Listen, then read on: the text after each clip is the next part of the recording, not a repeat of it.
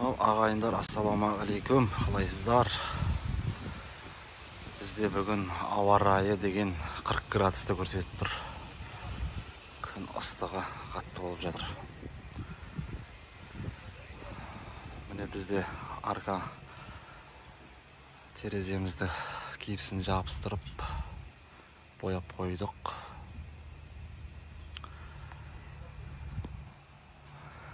Енді көпшілігі бұрышты кезуге ерінеді. Негізі осылай кесіп ерінбей қойса күшті көрінеді.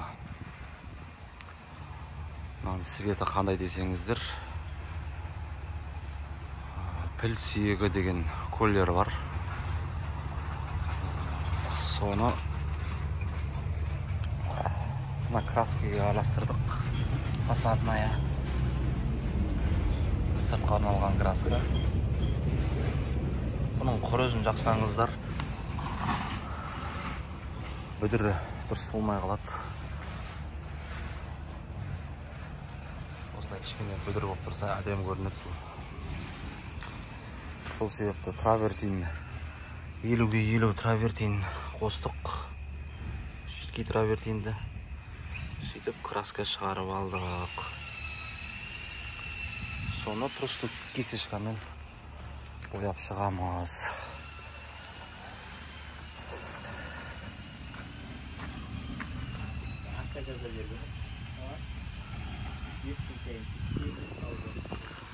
Осылай жан-жағына скотч тартып қойып бояй саламыз.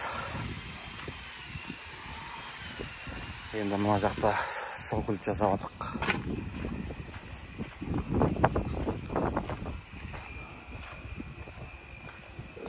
Сокүл.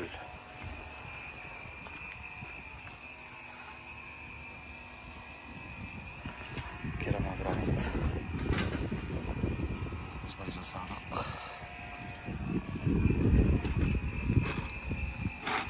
Мұны просто обычный клеймен жабыстырып жатырмық. 302 клеймекс. Мына жақында сокүлі солай қапталады. Лестницаны гранит қыламыз.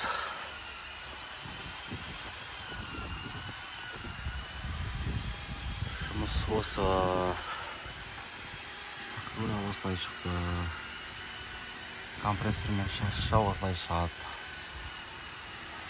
Қолмен жақсаң фактурасы дұрыс шықпай қалады.